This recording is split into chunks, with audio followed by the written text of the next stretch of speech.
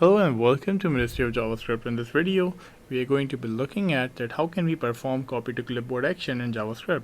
So we do have an index.html, and inside this index.html we do have an input and button with an ID of copy button and an input with an ID of text input. So let's come over here and write const button equal to document.getElement by ID copy button, and let's do the same for input document.getElement by ID text input. And now let's add an event listener on button, click, and now basically if you want to perform the copy to clipboard in JavaScript, then we do have a clipboard API.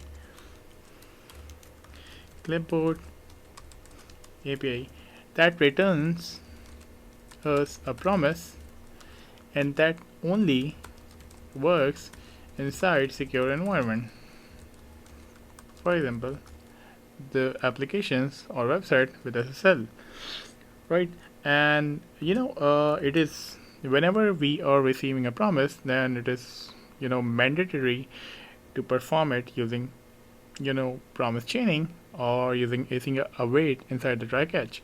So let's come over here. Let's write navigator.clipboard, and we do have a method of write text, and inside this write text we can pass our value input.value, and let's wrap it up inside try catch await, because this will return us a promise. We don't have to write anything, just write the alert copied to clipboard, and over here alert failed to copy.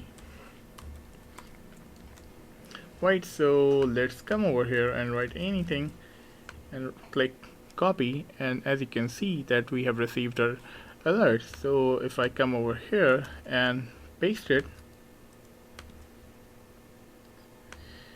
then we are getting our text. So this is how you can perform the copied clipboard in JavaScript. I will see you in the next one. Have a nice day.